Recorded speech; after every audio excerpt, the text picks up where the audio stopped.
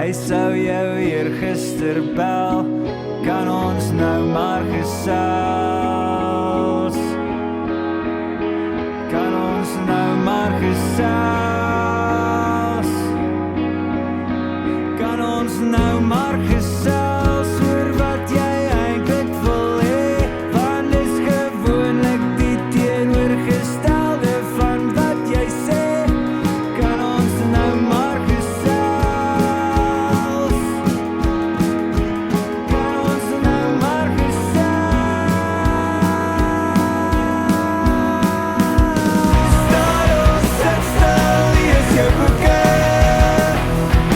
En as jy weer laat kom, kry jy 6 van my beste soene. Hy sê, staan of sit stil, lees jou boeke.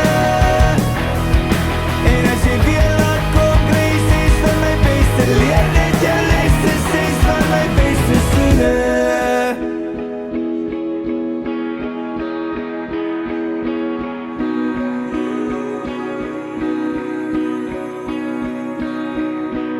Hoe was jou aand, het jy my daarom verlang, want jy sal tweede keer die week oranje hande gevang. Kan ons nou maar gesels.